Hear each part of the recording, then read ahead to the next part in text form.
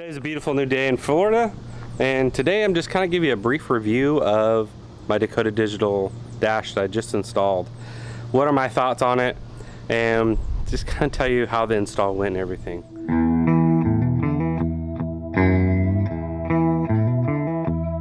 So I did buy the 90 to 92 Dakota Digital dash from Dakota Digital. It's the VHX model. They do not have the HDX model yet, which I sent them a couple of suggestions saying, hey, you guys should grade this for us. There's a lot of us out there that want them. I'm part of a couple of third gen groups, and there's a lot of asking for it, but I guess the need isn't there. The Dakota Digital doesn't see it yet. Overall, the install went really well. Everything works really nicely. I think the hardest part was configuring the speed. It did take me a few tries on it, and then just making sure that your wires are going to the same area and hidden from everything. So obviously you're going to be extending some wires and hiding them the best of your ability. And the other thing that I did was on my temp gauge,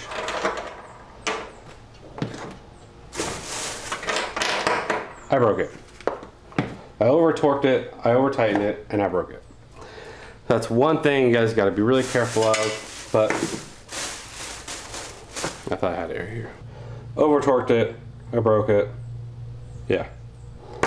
Don't over torque it. Doesn't need that much pressure on it. I cranked that sucker down. It came with all of the sensors. It was really nice, and the instructions were pretty nice. And the other thing that I did not realize was the lens that goes over the Dakota Digital system that was on the original dash does not go with it. So this lens right here, do not put on the Dakota Digital. It will not fit in your car. So, plus it's not really needed. This is already enclosed anyway. But all my gauges work. They seemed very accurate, especially compared to my FI Tech unit. So when I was looking at the RPMs of the FI Tech unit, and I was looking at the RPMs that Dakota Digital was displaying, they seemed spot on. So it's two different systems reading the same information. Same thing with the temp. The temp's always going to be off because it's reading from 2 points of the motor. So my FI Tech unit is right here. My Dakota Digital is right here. It's different points of the block. It's going to read different temperatures, but it's like off by like 10 degrees. So I'm not too worried about that. Oil sending unit seems about spot on. When I actually put the gauge on it in some previous videos, I put a manual gauge on it to see what my oil pressure was, and comparing that to what I was seeing and what I'm seeing off this gauge, it's spot on. Another thing is the speed sensor that I pulled out of the car was an electronic one. It's something I didn't say on the video.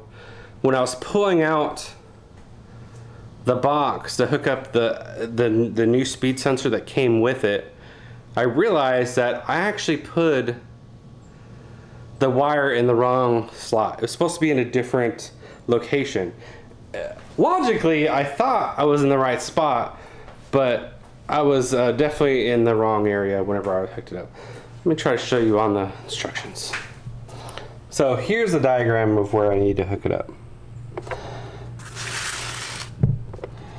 You look at speed, speed out, speed send, all that stuff.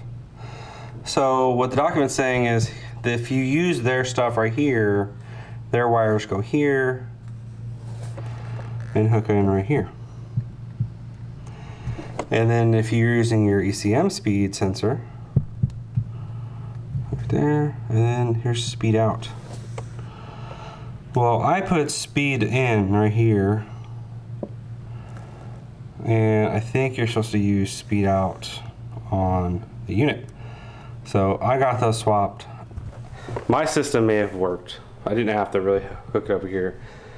I can't tell you otherwise. I already swapped out that housing for the speed sensor. so I couldn't just try it again and do it the other way. My transmission guy's really good.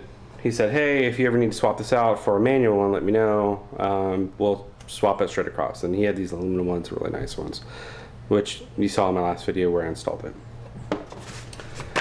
Other than that, I like the product. If you guys are really thinking about getting Dakota Digital gauges, I don't have any reference to saying, hey, you should get this brand or anything. There's not very many options. I think there's 2. Or you can make your own gauge cluster. And for the price, I like the uniformity. It looks stock. It looks nice. And I prefer this look. You know, I mean, I could have made my own gauge cluster and make it look all fancy and look really nice and have some additional options. But this is expandable. I can add stuff to it later on.